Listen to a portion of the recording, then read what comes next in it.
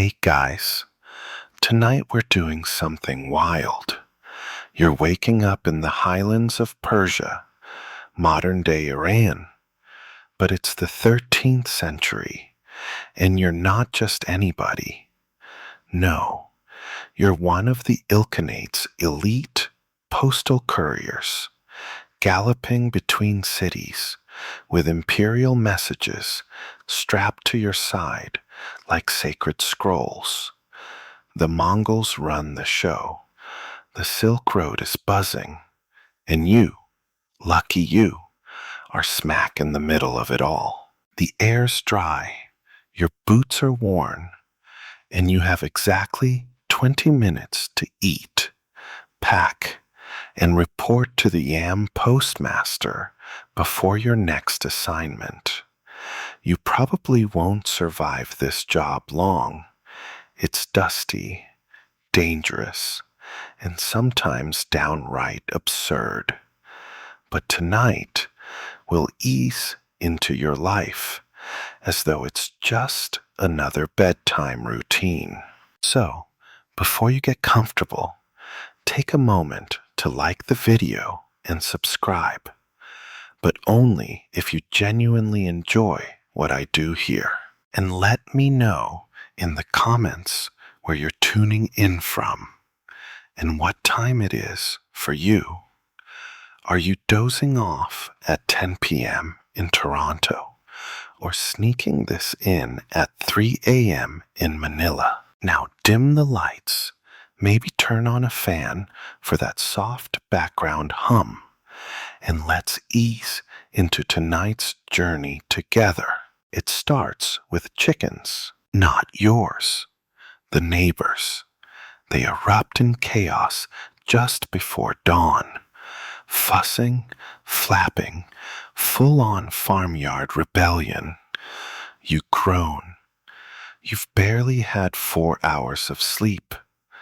Your last route ended at midnight, and now it's already time to haul yourself out of bed and into your dusty uniform. Tabriz is quiet this morning. Too quiet. The usual clanging of copper pans and donkey carts is muffled by a rare, heavy fog.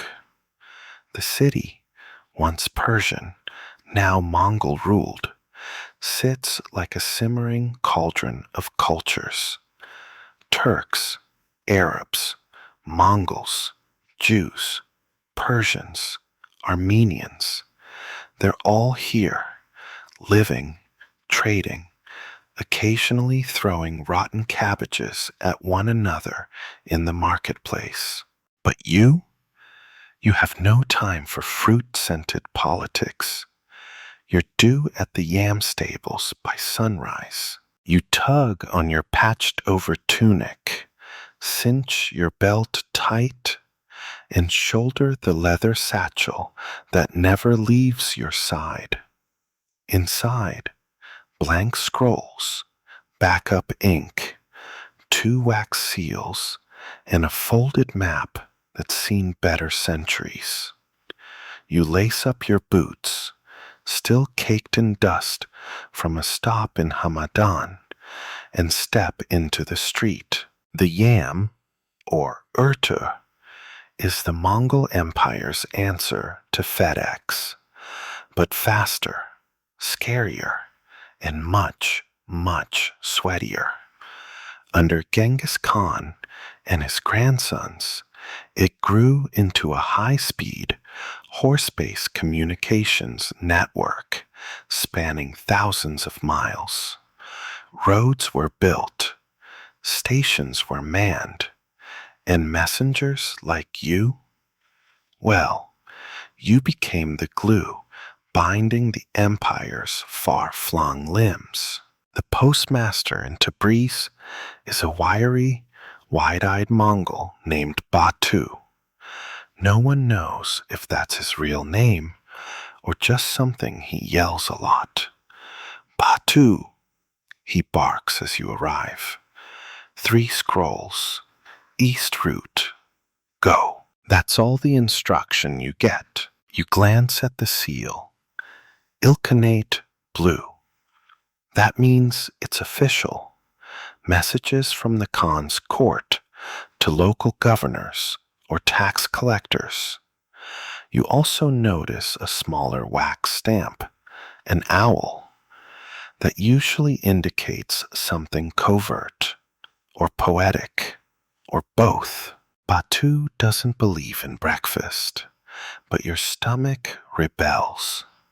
So you snag a stale barley cake from a sleepy vendor's stall and chase it with a gulp of cold goat milk. Gourmet? No. Effective? Absolutely. Outside the yam compound, the horses are already pawing the ground.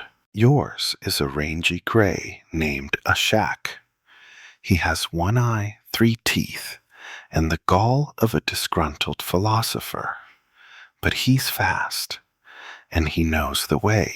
As you mount up, a group of children chase behind, chanting, Targach, Targach, the old Persian word for messenger.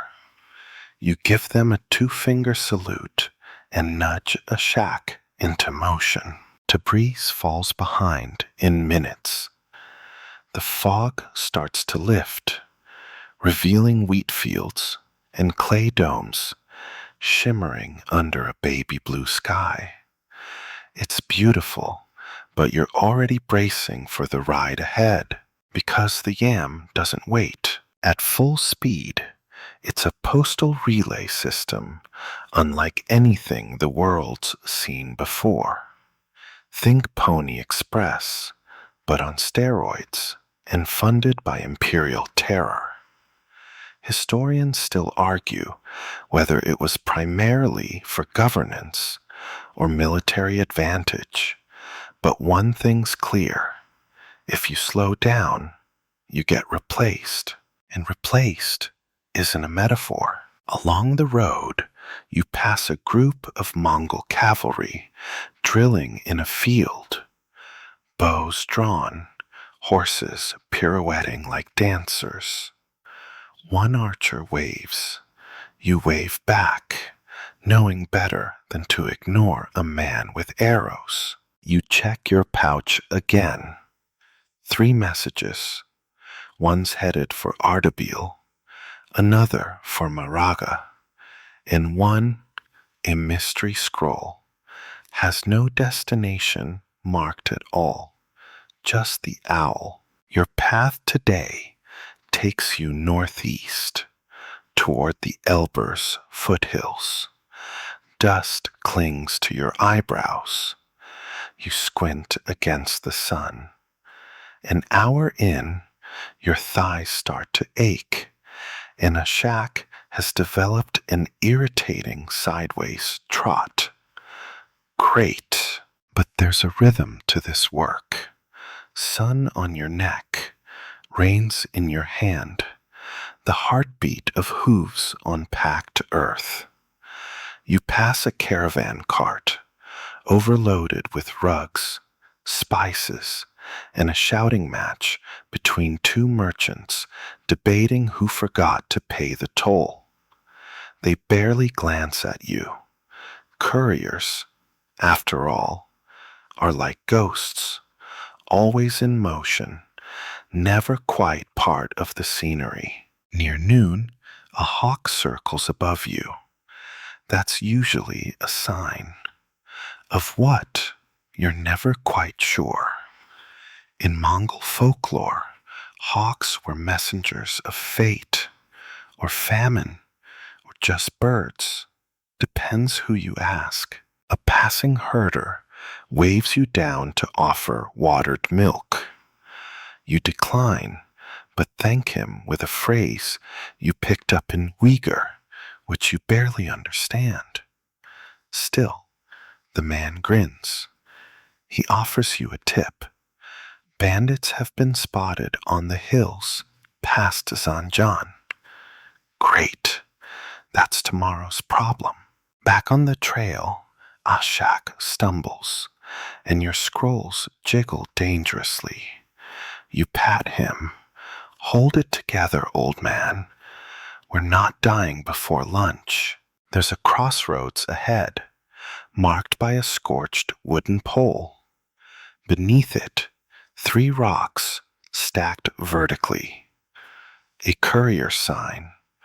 One of yours passed this way recently, still on schedule. You smile. Maybe there'll be leftover tea at the next station. But before that, there's a bridge to cross, and you know this one well. It's narrow, it's wooden, and it creaks like a retiree's knees. As you clatter across, you glance down at the dry riverbed and mutter, "One day this thing's going to collapse. Just not today." You make it across and ride on, because in this job, there's always another road, another letter, another sunrise. And you're just getting started. The second your horse's hooves thump past that creaky bridge, you lean forward, urging Ashak faster. The breeze kicks up, flapping your tunic and drying the sweat pooling along your spine. There's no time to coast. Batu gave you a schedule, and if there's one universal Mongol truth, it's this: deliver early, be praised. Deliver late, be replaced. You ride through a scrubby patch of land where thorn bushes scratch your boots and vultures eye you from sun-baked boulders. The terrain rolls gently now, but it won't last. Hills loom in the east, and you know what that means. Relay time. The Mongols didn't just invent the idea of mounted couriers. They built the infrastructure like obsessed overachievers. You're headed toward a yam station, a fortified outpost set roughly every 25 to 30 miles. Each station has fresh horses, guards, and just enough dried meat to keep you going without remembering what flavor is. Think of it like a 13th century Mongol gas station, minus the Slurpees and suspicious hot dogs. You spot the plume of smoke before you see the walls. A good sign. It means the station's active. Someone's boiling something, usually goat stew, occasionally shoe leather. You swing into the courtyard at a blur, leaping off Ashak before the stable hands can shout. They know you. You toss them your horse's reins and snatch a replacement mount. This one's smaller, jet black, already saddled. You shout thanks, grab a water gourd, and gallop back out before your saddle has a chance to cool. Total stop time, 4 minutes. Efficiency, chef's kiss. The road sharpens now. You hit gravel and narrow ridge lines. Beneath you, the valleys stretch like wrinkled fabric, dotted with minarets and grazing herds. You feel the air thin slightly, that tingle in your nostrils. Welcome to altitude. You pass a shepherd tending to long-haired sheep. He raises 2 fingers, then 3. Courier code. 2 passed yesterday. 3 more expected today. You raise 4 in reply, letting him know you're part of the incoming wave. Historians still argue whether this code system was formalized or just born of improvisation, but it works like a charm. Up ahead, The path forks around a series of jagged rocks. You take the left, less scenic, more direct. Of course, less scenic means you miss out on the natural hot spring where some couriers secretly bathe. You'll regret that tonight when your socks could be classified as medieval weapons. As you crest a ridge, you spot something that makes your pulse hiccup. Another rider. He's stationary, horse grazing, scroll bag half open. You approach slowly, warily. Rule 1 of courier life. Not every rider is a friend, but this one is Dawad. He's a regular on the western routes, recognizable by his pink turban and complete disregard for brushing his teeth. He greets you with a grin and a mouthful of apricots. "Baghdad's a mess," he mutters, handing you a few dried slices. "Avoid it if you can." You can't, but you nod anyway. You swap quick stories. His last trip involved an angry vizier, a sandstorm, and a runaway donkey that somehow became part of a Mongol wedding procession. You don't ask follow-ups. These things have a rhythm. He mentions a rumor. The Ilkhanate might increase courier stipends if they survive another winter without revolt. Historians today still debate how well paid Mongol couriers were. Some argue they lived better than local artisans. Others suggest they barely scraped by. You personally vote for scraped by, with occasional bonuses if no one dies. Dawad waves you off with a flourish, and you continue alone. The apricot tang lingers, and for a moment, life doesn't feel entirely cursed. But that changes fast. You reach a valley where the wind shifts. It stinks of ash and burnt fabric. You know this place. 3 weeks ago, a skirmish broke out here. Some bandits tried raiding a yam station. The Mongol guards retaliated with fire, arrows, and horse-mounted chaos. What's left now is a charred skeleton of what used to be a village outpost. You don't stop. You don't look. You ride. On the next ridge, you pause only long enough to check your scrolls. Still sealed. No blood. Good. Downhill now, the path widens into a meadow speckled with yellow wildflowers. You pass a trio of women tending goats. One of them winks at you. You're covered in dust. Your hair smells like saddle grease, and you're sweating through 3 layers. But somehow, you wink back. That's courier confidence, baby. The next yam station is more bustling. Several riders are already there, trading news and jerky. You check in, swap your horse, and dunk your face in a wooden bucket of cool water. Bliss. Your legs feel like twigs jammed in backwards. But you don't complain. You've got 2 more stops today. As you saddle up, one of the other riders approaches, an older woman with a limp and a sharp eye. "Watch the pass ahead," she warns. "Someone's been leaving fake courier signs. Stones stacked wrong. Poles carved with reversed notches." Your gut tightens. That's a trick bandits use.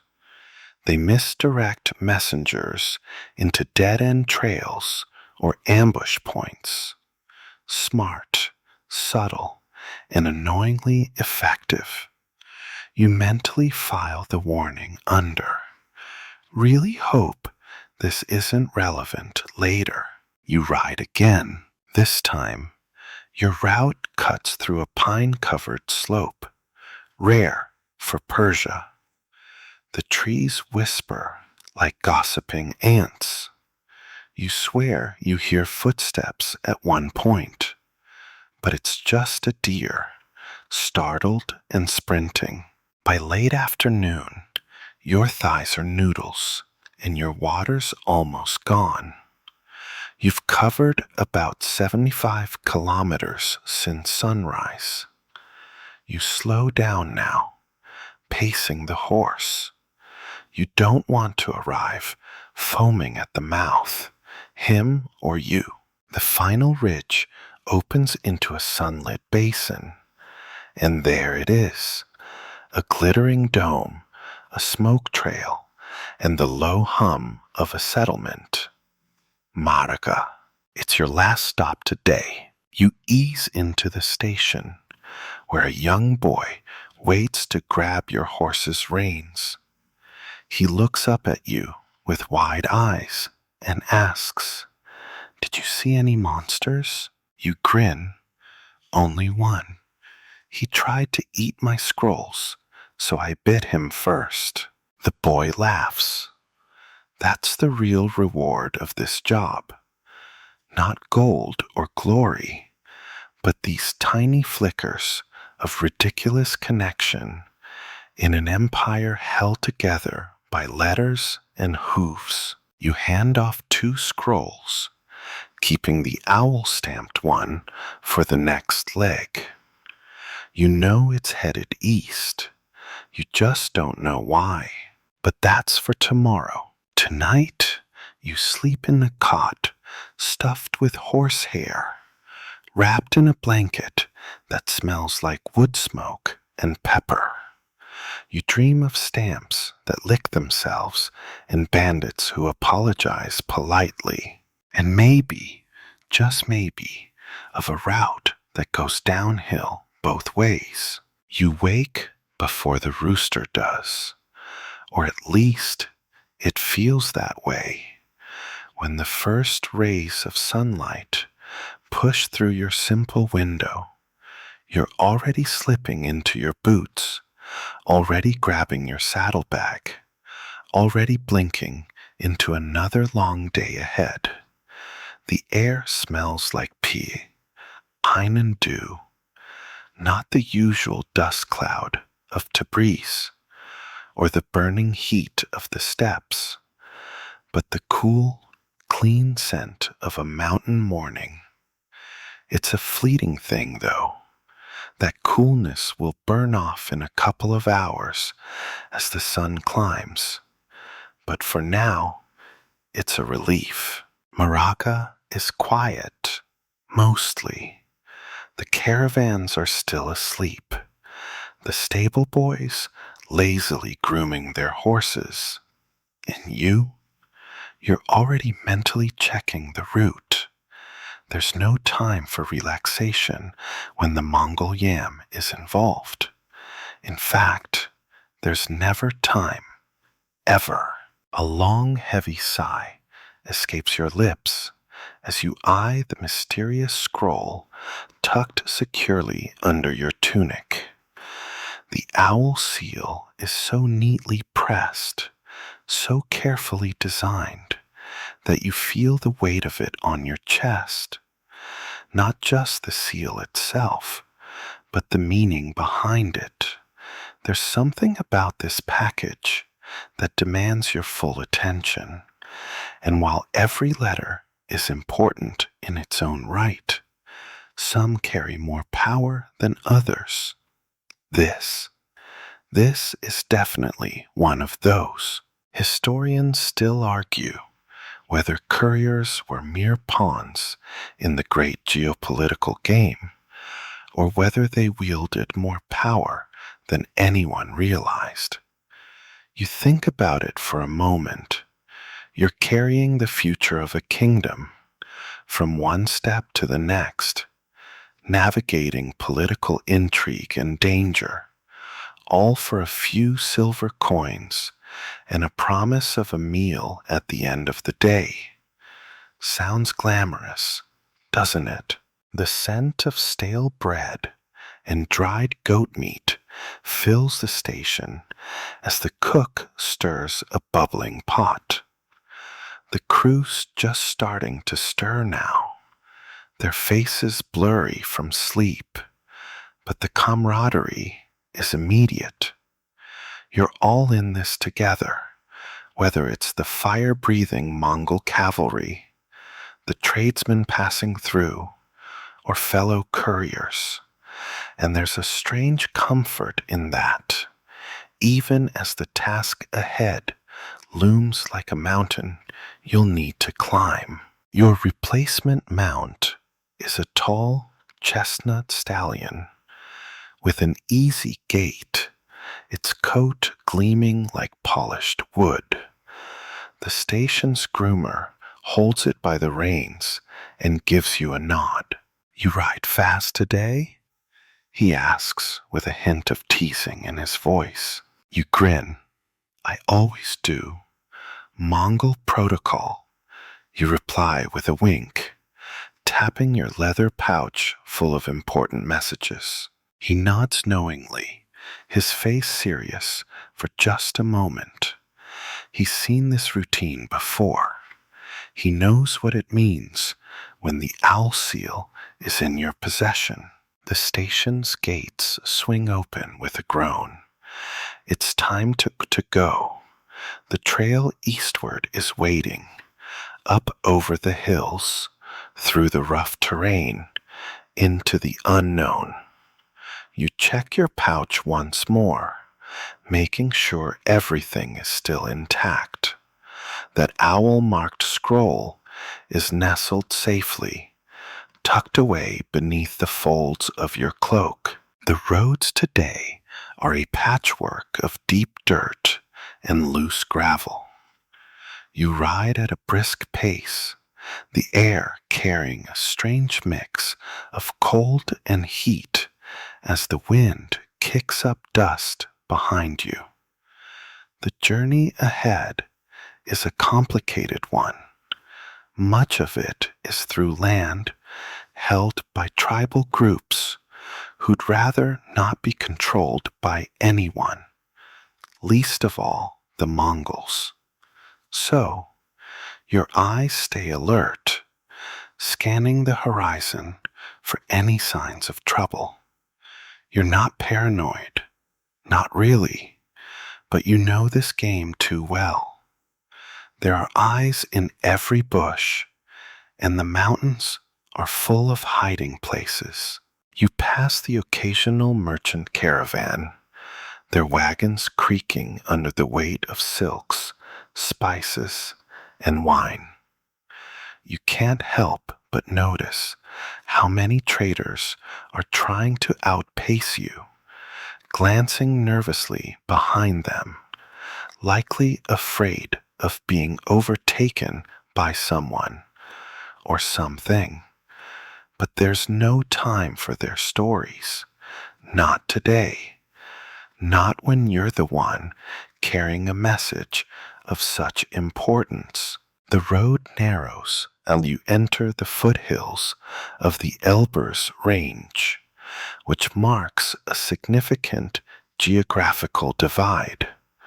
The dense trees here give way to rocky terrain and craggy peaks, and your horse's hooves pick up speed on the loose stones, occasionally slipping slightly before finding a more secure footing. It's hard work for both you and your mount, but you keep going. There's something oddly meditative about the rhythm of the ride. The thud of hooves, the creaking leather of the saddle, and the whisper of wind through the trees. It's the perfect environment for thought. You find yourself wondering again about the scroll. What's in it? Who needs it? Why does it need to be delivered so urgently? You can only guess. Couriers like you aren't told the specifics. All you know is the where and the when. The what is always a mystery, unless, of course, you end up in the wrong place at the wrong time, and a friendly local offers you a little extra information about contents. But that doesn't happen often. It's mostly rumors. That's how it works in a system like this. Info is carefully controlled, kept within a small circle of people at the top. The rest, well, they ride, and they ride fast. You're gaining altitude now, the air crisp and cold. The hills rise steeply on either side, and you find yourself looking for any sign of the next relay station. You'd normally stop for a brief check-in, a swap of horses, maybe a sip of water, but there's something different about today. The pace feels heavier. There's more urgency in the air. As you crest a ridge, the view opens wide. Across the valley, dotted with streams, scattered settlements, and patches of farmland. The road winds downhill into a forested area. It's quiet, too quiet. This is the kind of place where anything can happen. And before you even realize it, your hand is instinctively moving toward the pouch where your weapons are hidden. A knife, a small, curved sword, just in case. The sound of hooves thunders from behind you, breaking your concentration. You turn quickly, squinting into the distance. A small group of riders is approaching, and their gallop is too fast to be casual. Bandits? You slow your horse slightly, hand on the hilt of your knife, heart rate kicking up. The riders draw closer, 5 of them, all Mongol, all heavily armed. Your breath catches, but you don't flinch. This is a good sign. Mongol cavalry would never allow bandits to roam unchecked in their territory. These aren't the enemy. They're part of the system. You relax, but just a little. One of them gestures to you, signaling for a stop. His armor gleams in the fading light, and his face is unfamiliar. Word from the Khan's court? He asks with a grin. You don't have time for that right now. The response is simple. Always. And with that, they ride past, leaving you to wonder if you're getting closer to your next destination, or if this is just another of the Mongol mysteries. You shake the lingering feeling of unease off and push forward. The sun begins its descent, casting long shadows over the rugged landscape. Your mount trots steadily, and though you've been riding for hours, there's still a quiet, untold rhythm to this life. The same rhythm that's been keeping the Mongol Empire's postal system running since the days of Genghis Khan. It's a system of speed, precision, and secrecy, and no one gets to take a break. Certainly not you. The group of riders that passed you continues on ahead, their distant figures growing smaller as they disappear into the horizon. You think about the exchange for a moment.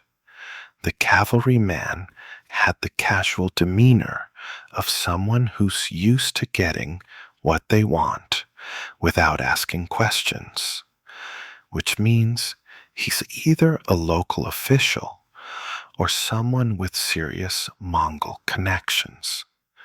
Either way, it doesn't affect you. You've got your orders, and they're all that matter. As the forest thins out and the road opens up once again, you glance at the horizon. Up ahead, the town of Kazvin sits nestled among the hills, its minarets rising like sentinels. You can't help but wonder what the mood is like there. Some towns are nothing more than ghost stories in the making, while others are thriving with the mingling of different cultures, all trying to make sense of the chaos of Mongol rule. Kazvin, as you know, has a reputation. Traders, poets, and spies pass through here, and with every passing caravan comes new rumors and secrets. Most of the people in the city have long since accepted the Mongols, maybe not embraced them, but tolerated them. Toleration is the way of the world now. When you ride into the outskirts, the sight of a few familiar faces brings you a brief sense of familiarity. A local merchant waves from his cart, offering you a brief salute. You nod in return, adjusting the straps on your saddle. The road ahead might be a little more difficult, but you've done this route countless times. You know every twist and turn, and you've learned to keep your guard up, even here. But then, something catches your eye, a flicker of movement in the distance. For a split second, you think it's another rider, another messenger like yourself. But no, it's too erratic, too disjointed. You tug on the reins and slow your horse, pulling it off the road, where a patch of tall grass offers some cover. The last thing you want is to be caught in the open by someone who doesn't belong here. You wait, heart pounding, your eyes scan the area. That's when you hear it, the unmistakable sound of hooves, but not the steady, controlled beat of a passing rider. It's too irregular, too wild, like a stampede. You crouch lower, adjusting your position. The forest is still behind you, and the hills roll gently ahead, giving you a clear view of the approaching threat. There are two of them, not Mongol riders. No, they're armed with mismatched weapons, their horses unruly and wild. Bandits. Your hand instinctively moves to the hilt of your knife, but you know this is not the time to act. Mongol law is clear. Never engage unless absolutely necessary. You're just a messenger, and bandits? They're a headache for the local garrisons, not you. Still, your pulse quickens. The pair draws closer, and you can see their faces now, dirty, with the sharpness of desperation in their eyes. They're not looking for a fight. They're looking for something else, something you can't quite put your finger on. You hold your breath, hoping they'll keep their distance. The last thing you need is a confrontation over a scroll. But it's too late. The smaller of the two spots you first. "Hey, courier," he calls, his voice gravelly from years of smoke and dust. Where's your boss? The one with the fancy papers? You don't move, but you remain calm. They're not asking for trouble. They're asking for an opportunity. Still, you know better than to let your guard down. You've been trained for situations like this. Stay calm, stay polite, but most importantly, stay safe. I'm not caring for any boss, you reply, trying to keep your tone neutral. I've got my orders. That's it. The bandit laughs, his grin full of missing teeth. Orders? From who? The Khan himself? His partner laughs too, but it's a hollow sound. They circle around you now, on their horses, trying to figure you out. The Khan's long gone, the other one mutters, his eyes narrowing. But you're just a messenger, aren't you? Just a little piece of the puzzle. A chill runs down your spine. They're looking for a weakness, a sign of fear. But you can't show it. Not now. I'm just a delivery man, you say, keeping your voice steady. Nothing more. For a moment, it seems like they might actually leave you alone. But then the smaller one edges his horse closer, raising his spear. You tense. This is it. You can't avoid a fight anymore. But just as quickly, the sound of hooves thunders in the distance, louder this time, and faster. You both turn at the same time, but it's too late to do anything about it. A Mongol patrol bursts into view, riding like thunder, their lances raised and their eyes narrowed in on the two bandits. Get out of the way!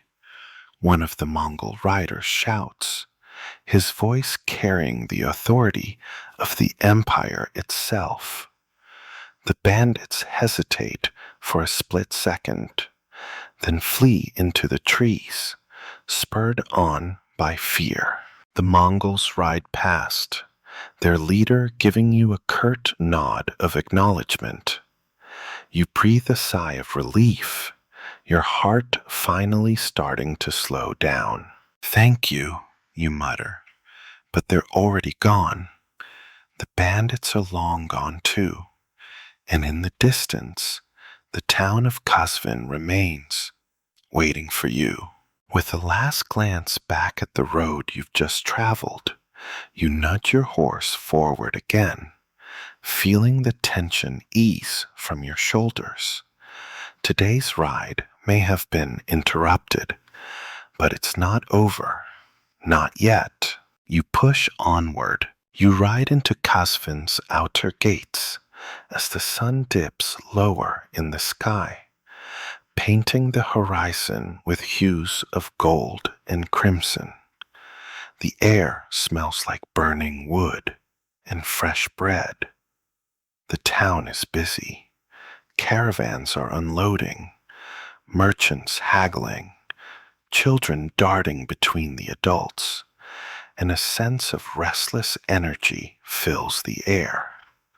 Despite the dusty streets and rickety buildings, there's something hopeful about this place. It survived the Mongols. It'll survive whatever comes next.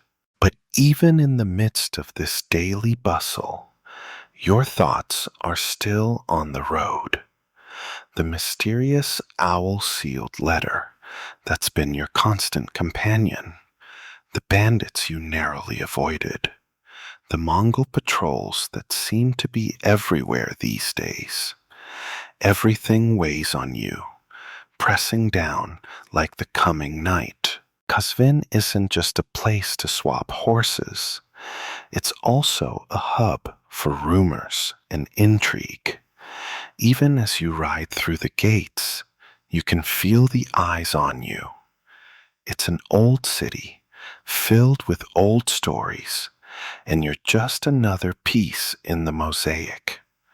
But no one really knows the full extent of what's going on behind closed doors.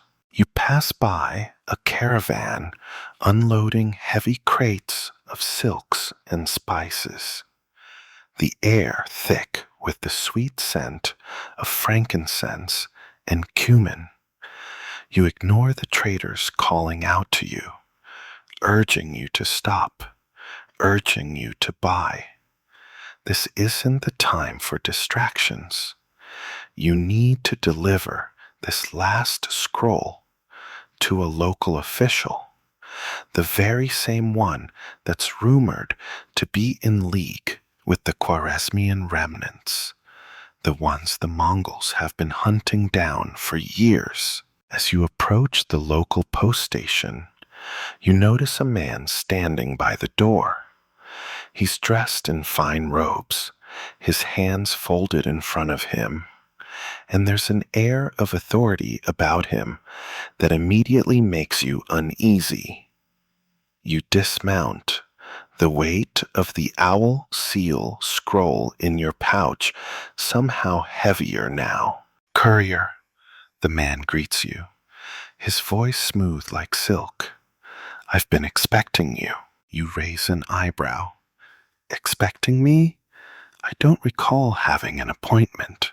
His smile is thin, too calculated. "No need for appointments. We've had eyes on your route. A rider such as yourself doesn't go unnoticed."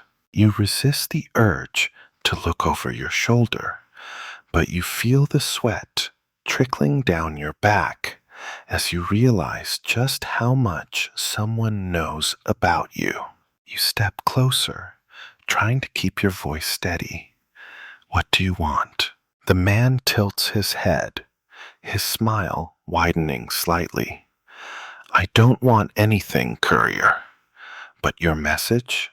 Well, let's just say it's more valuable than you realize." You can't help but stiffen. The message is for the Khan's emissary. It's not for you. He steps closer, his voice dropping to a whisper.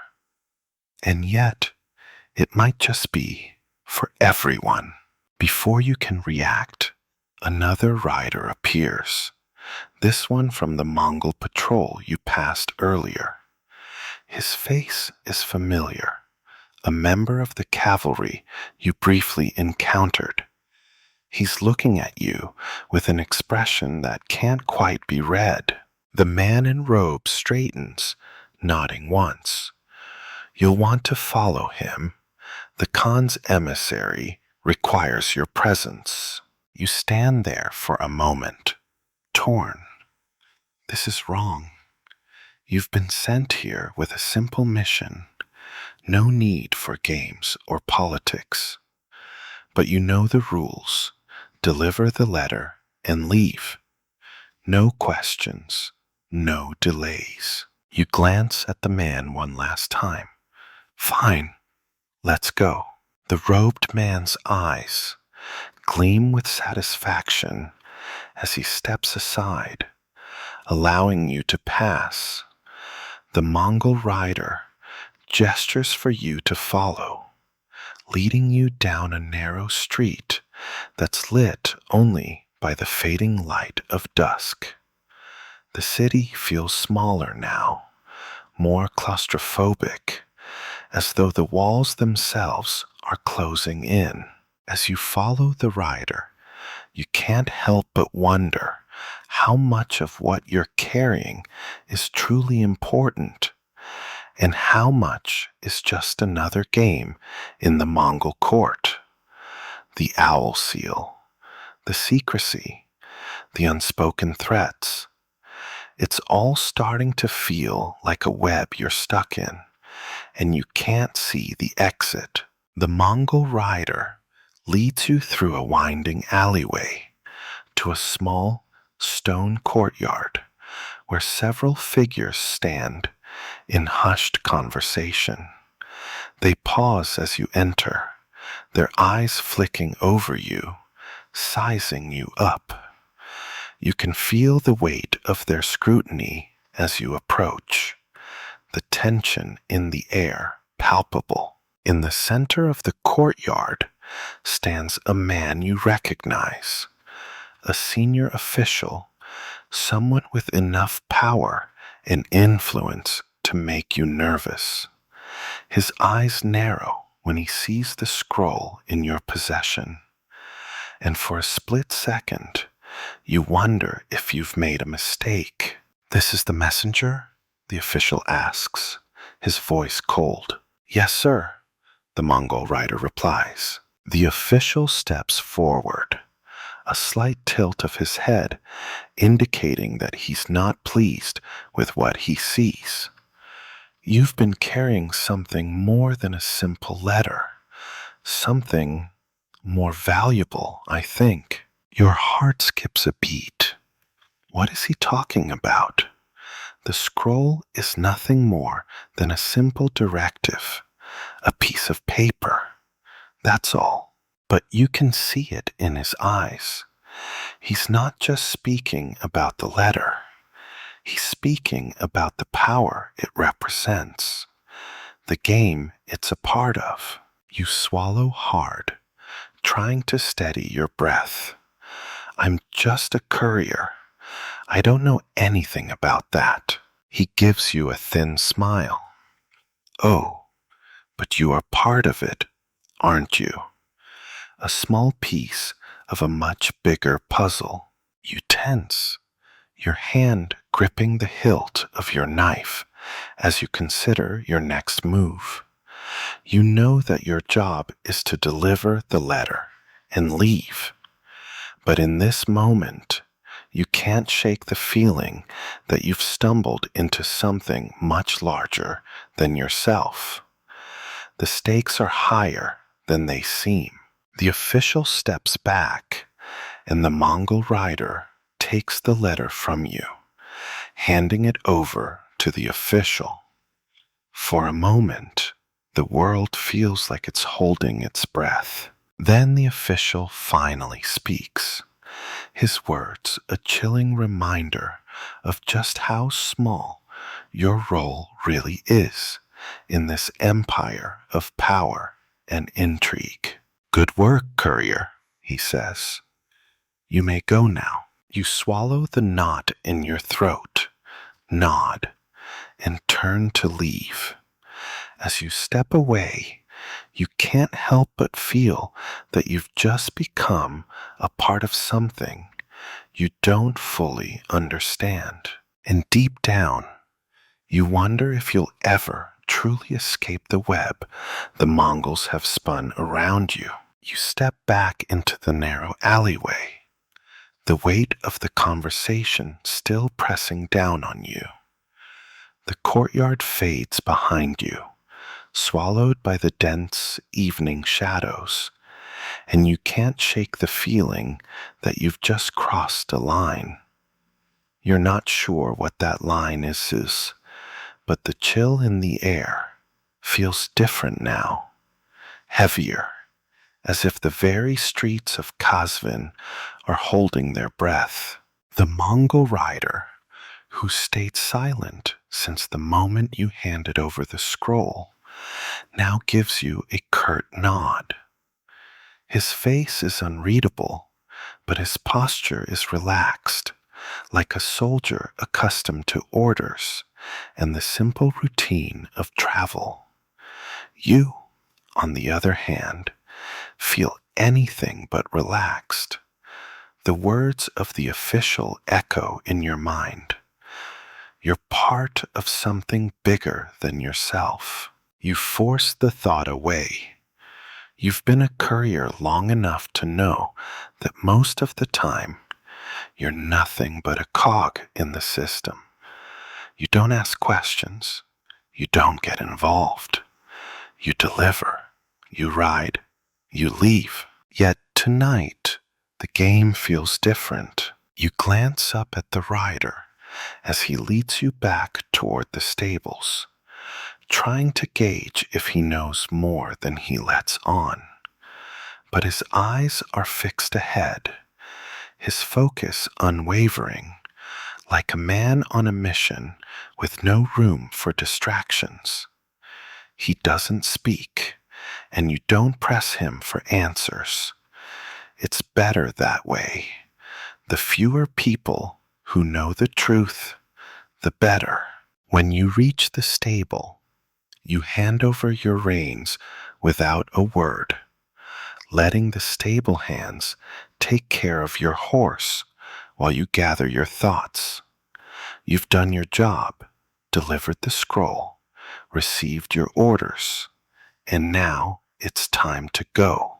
But as you turn to leave, you see something that stops you in your tracks. There, tucked into the corner of the stable, is a man who wasn't there when you arrived. His cloak is dark, almost blending into the shadows, and his face is hidden beneath a wide-brimmed hat. He's leaning against a post, watching you with a calculating gaze.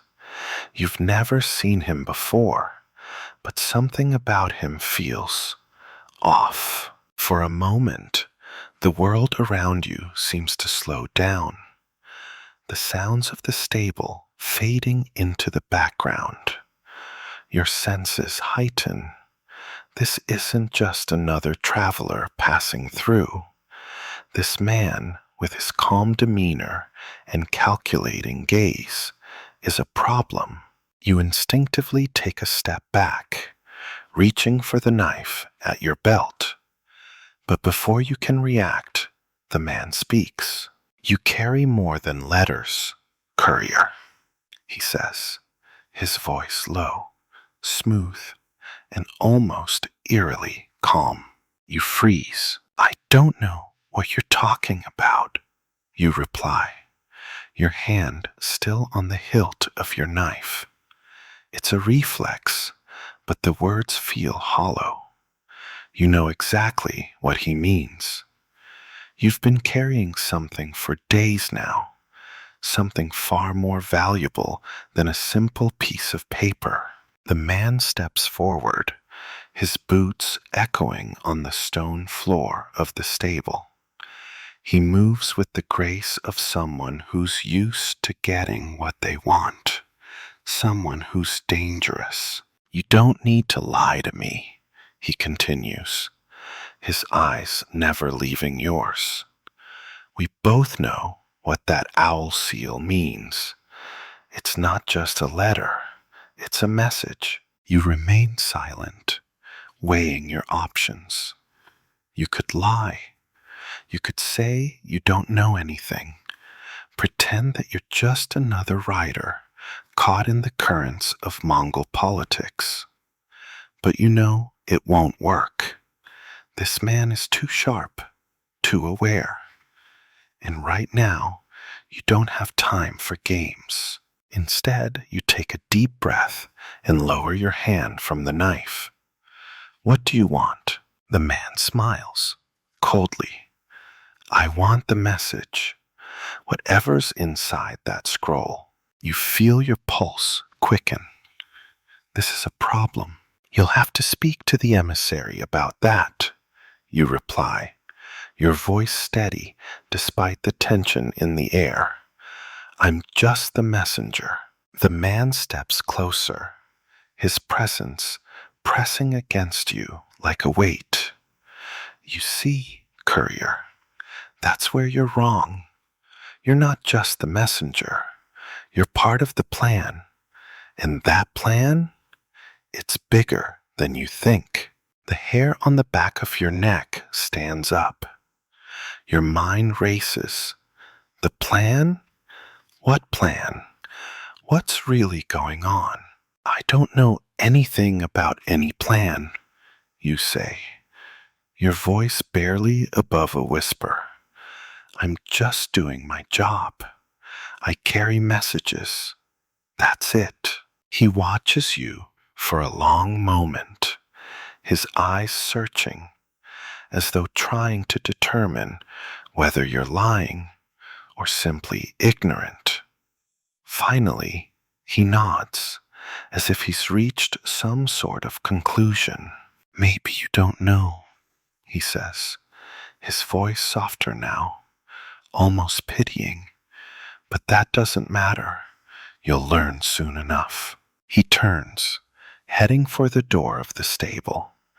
But before he leaves, he pauses and glances back at you.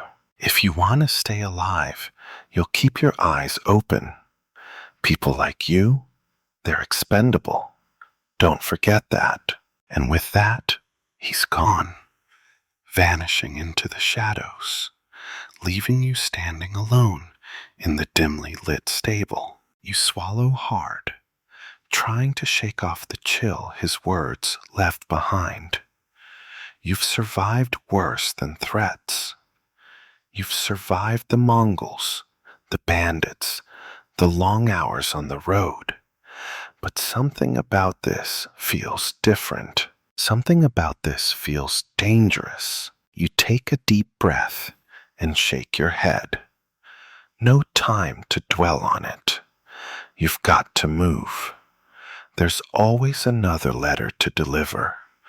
Always another ride. But this time, as you head back into the streets of Qazvin, the weight of that scroll feels heavier than ever.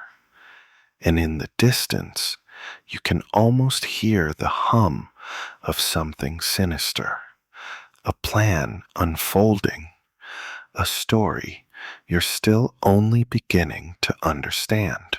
But for now, you ride. As the stable doors creak closed behind you, you feel the weight of the evening settle around your shoulders, like a blanket you didn't ask for. The streets of Qazvin are dimming now, the last traces of sunlight slipping away behind the rooftops. There's an edge to the city tonight, an unspoken tension that you can't quite place. You should be glad to be on the move again.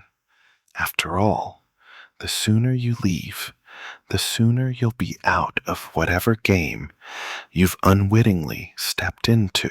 But as you move through the narrow streets, you notice something.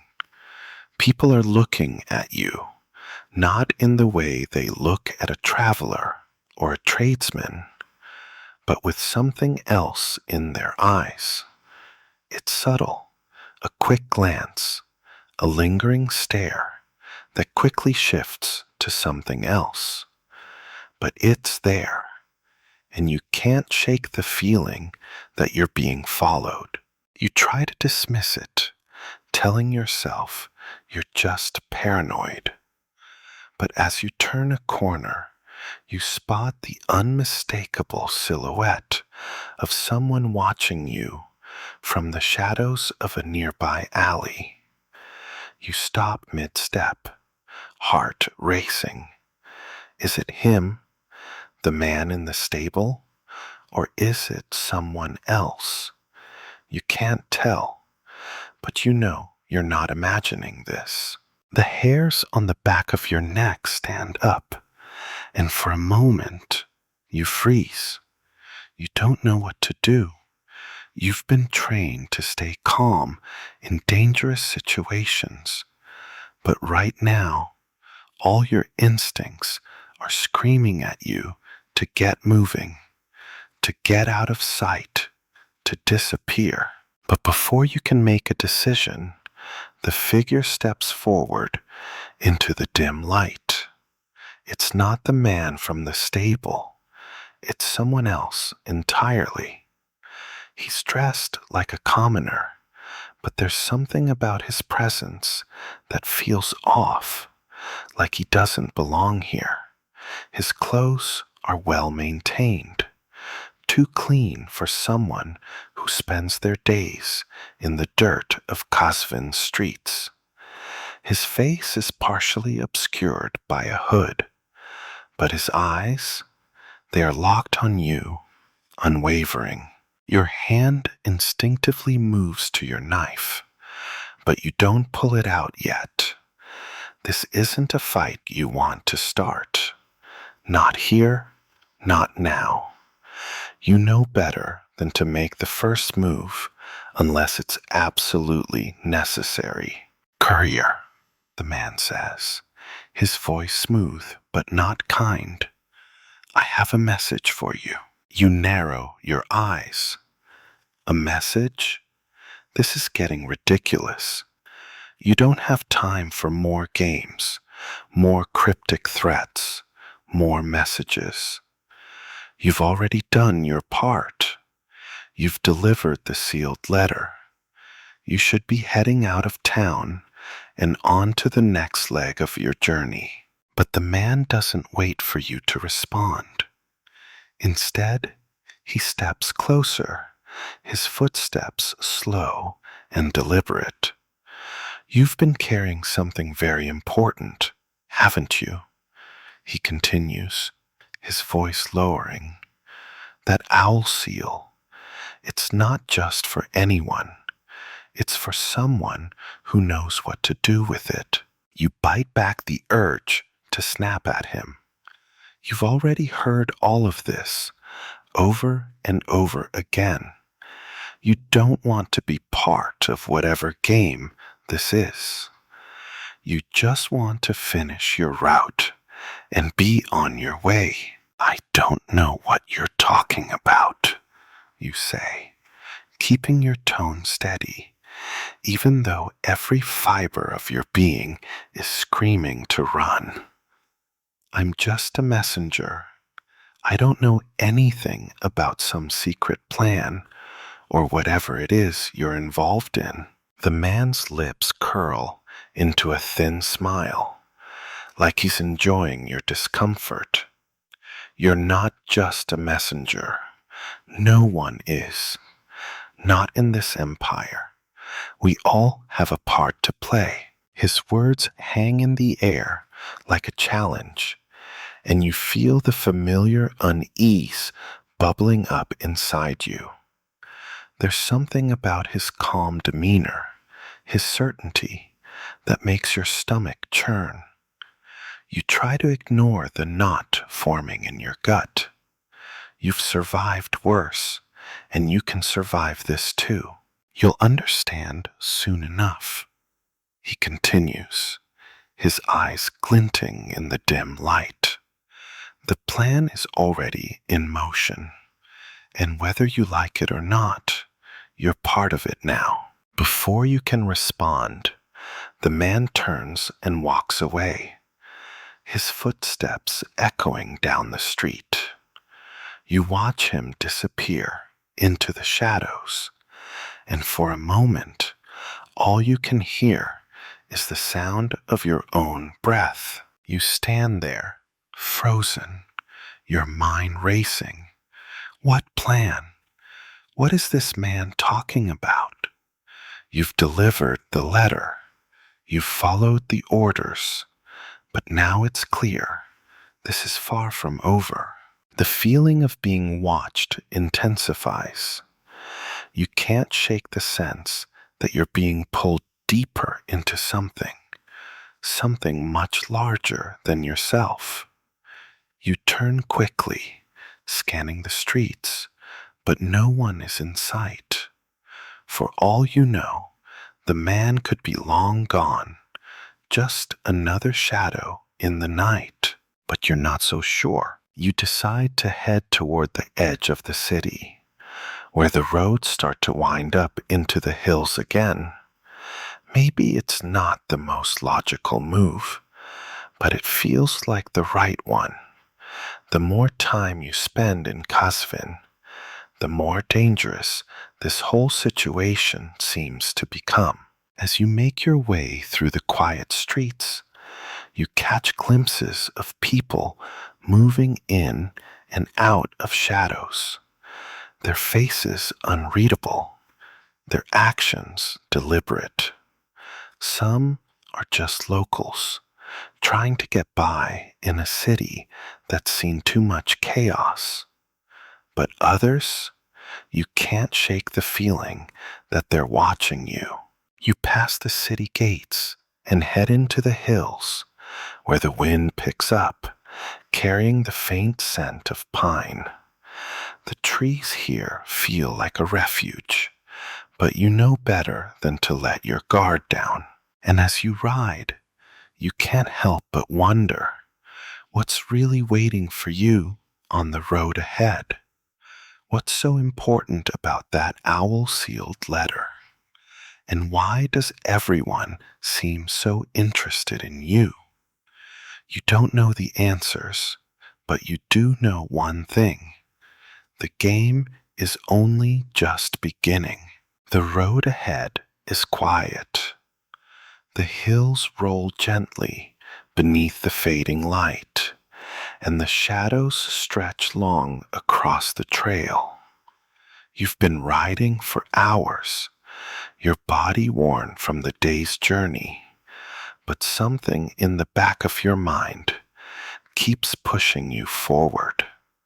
It's the nagging feeling of not being alone, of being part of something much larger than you ever intended. The weight of that owl-sealed scroll, now a distant memory of what you delivered, still presses on your chest, even though it's no longer physically with you. Kazvin is behind you now, its darkened streets still haunting the edges of your thoughts. You'd left quickly before anything could develop, before any more of the strange figures could cross your path. But it's not the city you're running from. It's the feeling that you've crossed into a game that has no clear rules, and you're just a pawn being moved on a board you don't understand. You can't outrun it, though. The world around you grows quieter as you ride, the wind picking up in the trees. The forest, thick with pines, offers some semblance of solace, but it doesn't ease the tightness in your chest. You glance over your shoulder every few minutes, sure that the sounds of hooves behind you are more than just the echo of your own journey. The last few hours of daylight are slipping away, and the hills ahead seem to grow darker, more intimidating with every turn. You think about your original plan: deliver the scroll, swap horses, and head to the next station. It was supposed to be simple, a straightforward task in the never-ending circuit of Mongol couriers. But it's never simple, not anymore. As you reach the crest of a particularly steep hill, a faint flicker of movement catches your eye. Instinctively, you pull the reins tight, halting your horse, and peer into the growing darkness.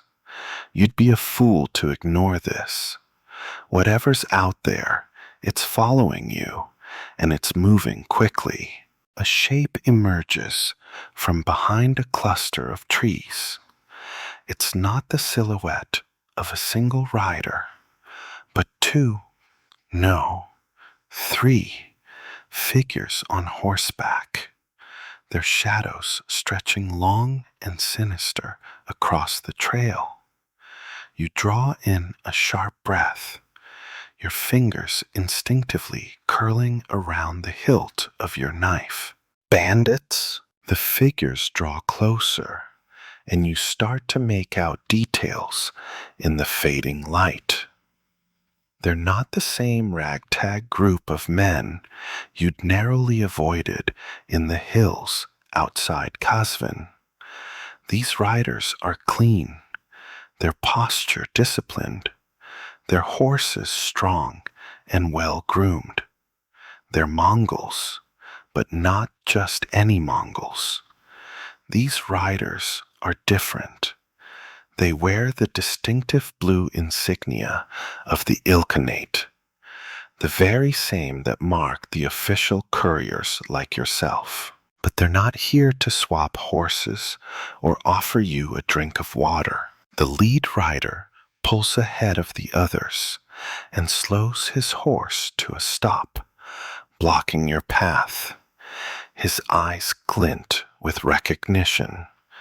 It's a moment before you realize that his face is familiar, the same man you'd seen earlier in Kazvin, the one who'd ridden alongside the official emissary, the one who had looked at you like you were a piece of a much larger puzzle.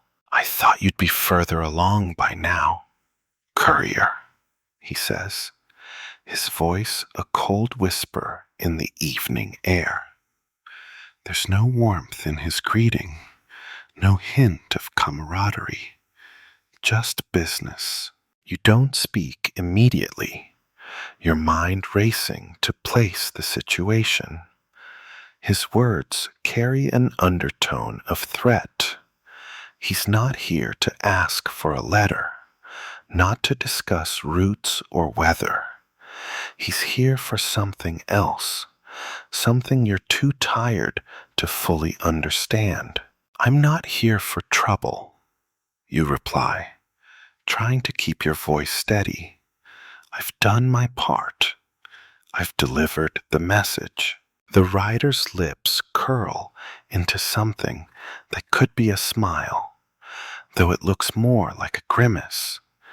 You think you've done your part? You've only just started. The rest of his riders fan out, surrounding you in a half circle. You know the drill by now. Keep calm. Keep your eyes on them. Don't show fear. But right now, your heart is racing. This is not a casual meeting. This is a deliberate, controlled move. You're being herded. What do you want? You finally ask, trying to sound less uncertain than you feel. I've done my job. I've delivered the letter. Now, let me go. He watches you for a long moment, his eyes piercing.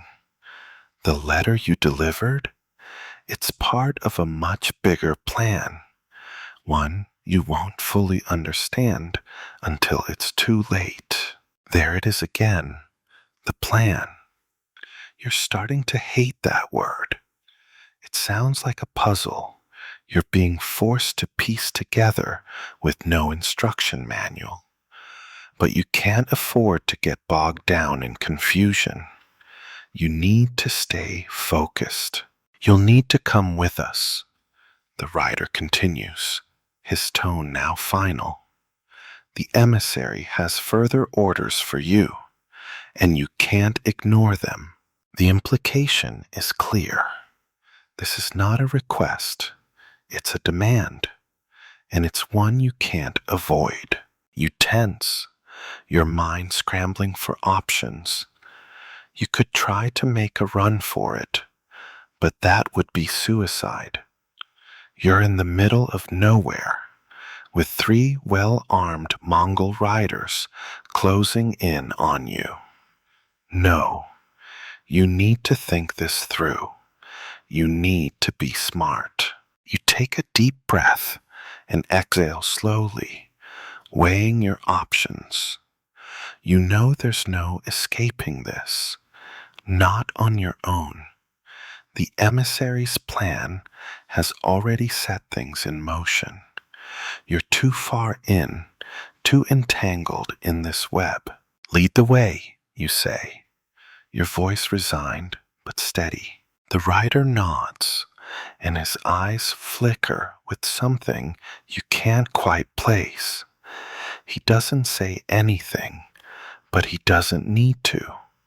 His men move aside to allow you to pass, and you follow their lead, though your mind is still racing with questions you can't answer.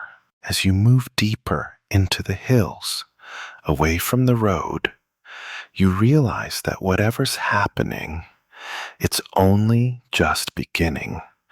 The Mongols have their game, and you're still a player, whether you want to be or not.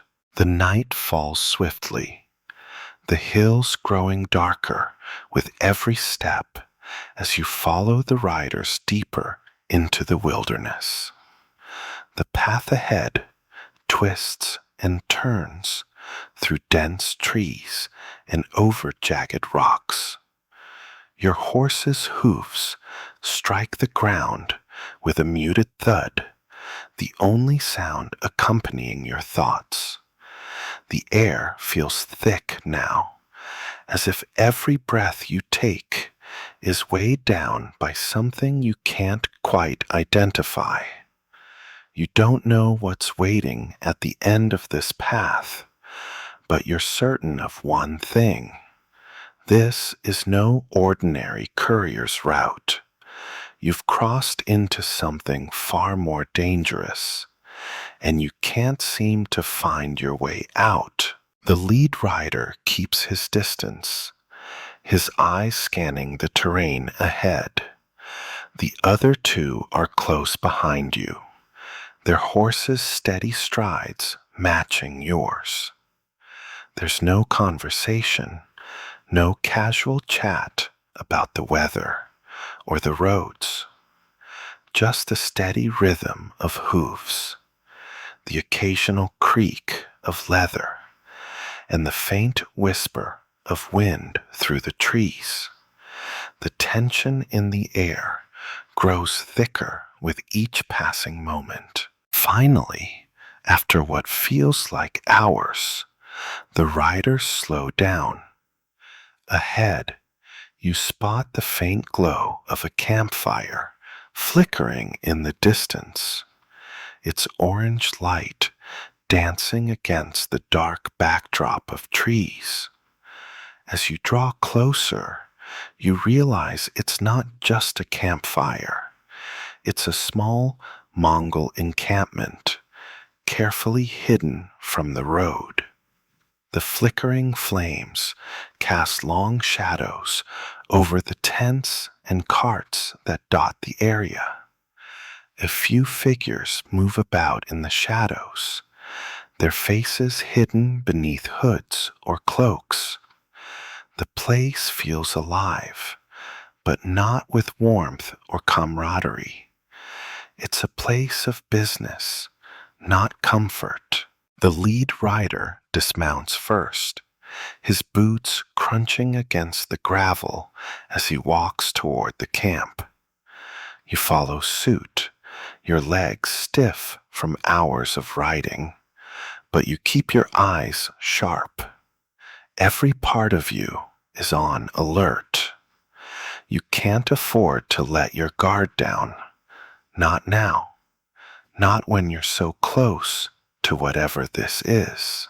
You'll stay here, the lead rider says, his tone curt as he gestures toward a small tent at the edge of the camp. The emissary will speak with you shortly. You nod, not trusting yourself to speak. Instead, you follow his gesture and step toward the tent. Your mind is a whirl of questions. Questions you're sure won't be answered anytime soon, if at all. But there's one thought that rises above the others. What is the Mongol emissary really after? The tent is simple, made of thick canvas and reinforced with wooden stakes.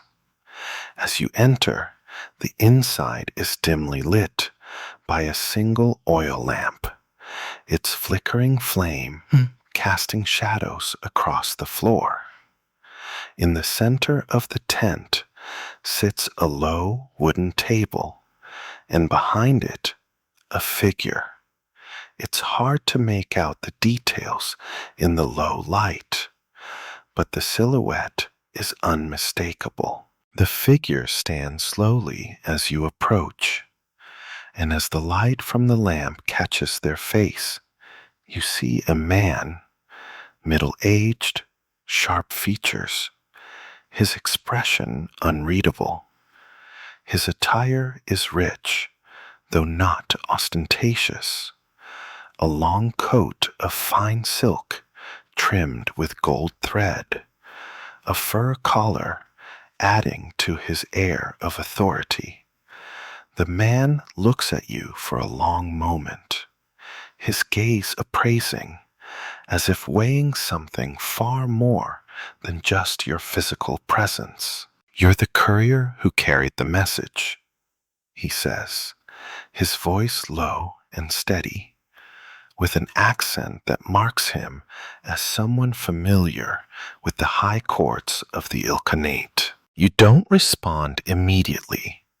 Instead, you study the man before you, trying to gauge who he is and what he represents.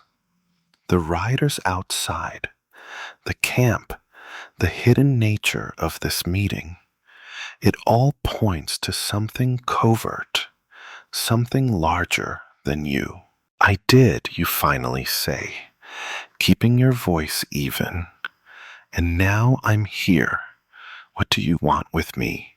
The emissary's lips twitch upward, though it's not quite a smile. "Ah, straight to the point, as I'd expect from one of the Empire's couriers." He steps toward you, his movements slow and deliberate, like he's walking toward a piece of art he's about to admire. "You're more than just a messenger, courier. You've been carrying a message, yes, but that message is only the first step. The real message lies with you." Your stomach tightens at his words, and something in your chest squeezes. You've been part of this system for years now, delivering messages, riding across the empire, never asking too many questions. But something about the way he says it makes it clear. You're no longer just a rider. You're involved in something much larger, something you don't fully understand. "What do you mean?" you ask, your voice quieter now, a hint of uncertainty creeping in despite yourself. The emissary's smile deepens, and he steps closer, lowering his voice as if he's about to share a secret. "The message you delivered was important, yes, but it's not the only one. There are others hidden within the network of couriers scattered across the empire. The Khan's plans are reaching their final stages, and the world is about to change. You, courier, are part of that change." Your mind reels. The Khan's plans? What plans? The pieces don't fit, and every answer you get seems to open up even more questions.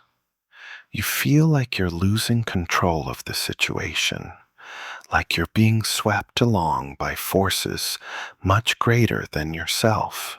"You'll need to trust me," the emissary continues, his voice softer now, but no less commanding. "Trust in what the Khan has planned. Trust that the system, the Yam, will carry us all to victory. And if you play your part right, you'll find that this plan will benefit you in ways you can't yet imagine."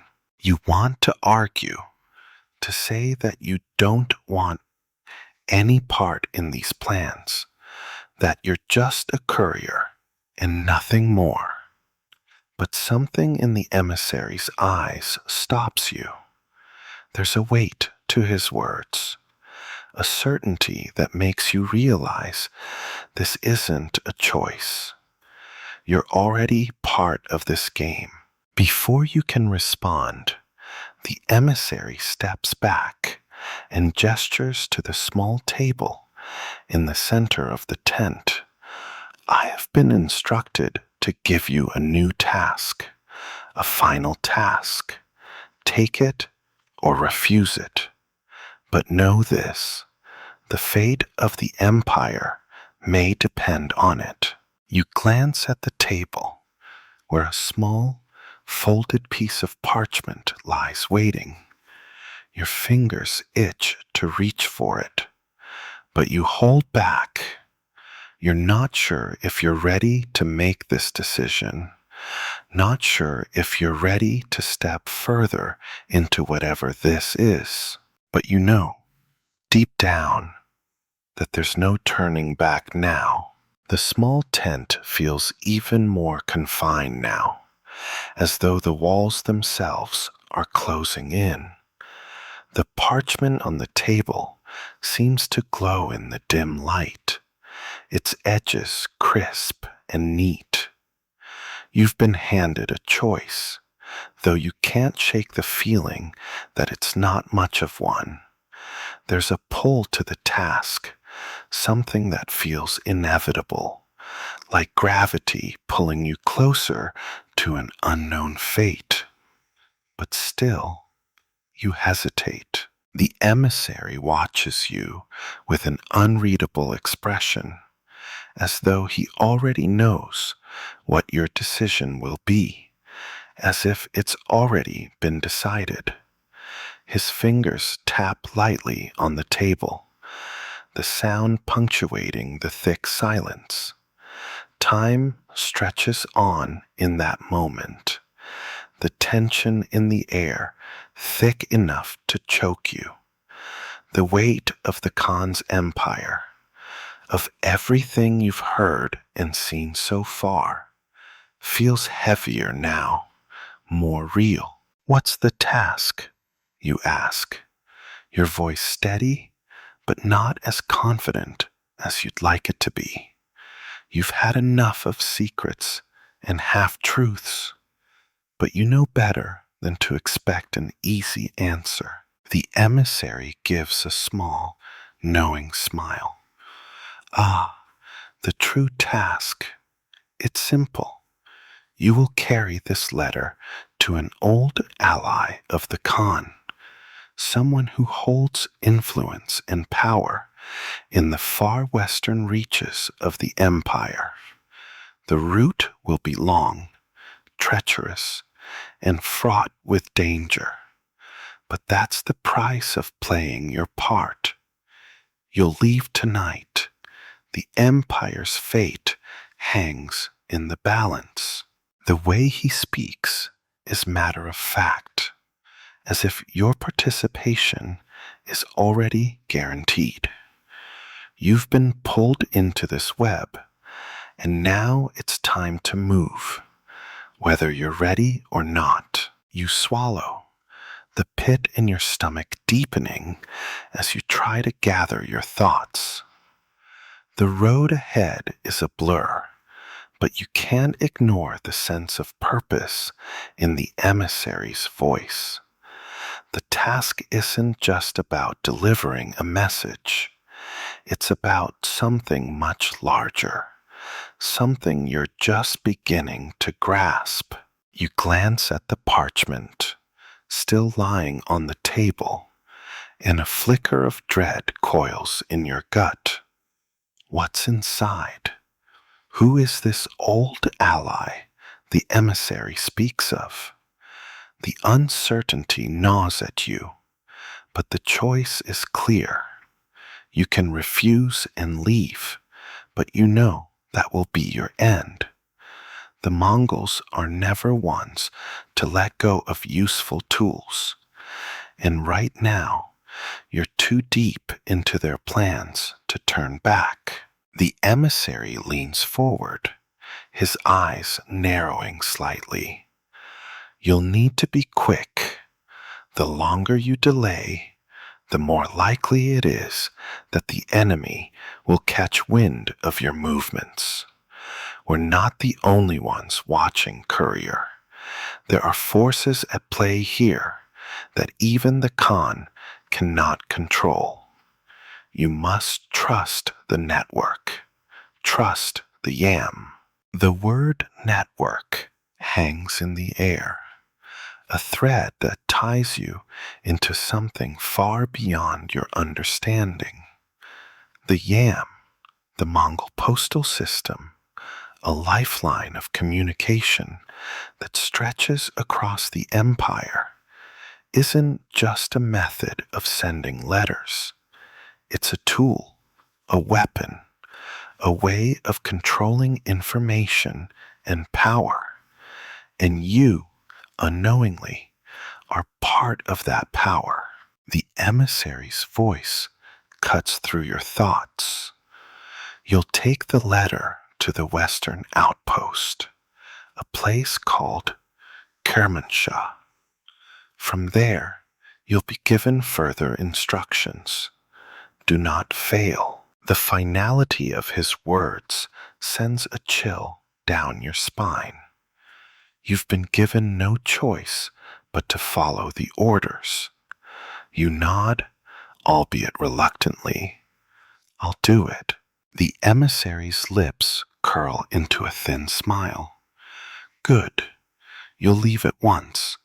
We've prepared supplies for your journey. You don't respond. Instead, you walk toward the table, your heart racing in your chest. You've been handed a task, a mission, and you have no choice but to see it through. The letter feels like an anchor around your neck, pulling you deeper into something you can't escape. The emissary watches as you reach for the parchment, but as your fingers close around it, something in the pit of your stomach twists. You turn the paper over in your hand, but there's no seal, no indication of who it's from. Only the stark simplicity of the message inside. It's a simple map, but one that shows a route leading far beyond where you've ever been, a trail that crosses mountains, deserts, and perilous rivers. The path is marked with symbols, strange shapes that you can't quite understand. But one thing is clear. You're going deep into the heart of the Empire's enemies. You look back at the emissary, your heart sinking. What does this mean? He doesn't answer immediately, allowing the weight of the map to settle over you. Finally, he speaks.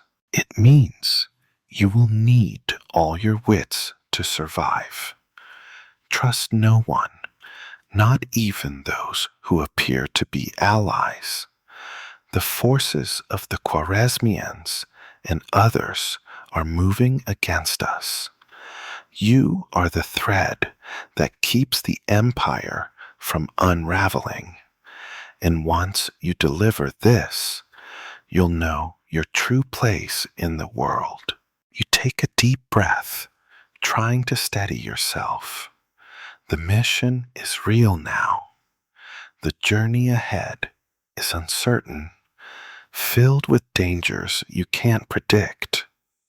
But you know this, there's no turning back. The emissary stands, his hands clasped behind his back. You leave immediately. The supplies are ready. You step toward the door, the weight of the parchment heavy in your hand. The world outside is dark now, the campfire fading behind you as you step into the night. There's no more time for doubt. As you mount your horse and begin the ride out of camp, the path ahead stretches out before you. Long, dark, and dangerous. But it's the only road left for you, and you'll ride it no matter where it leads. Because in the Mongol Empire, There are no simple routes, only paths that wind deeper and deeper into the unknown.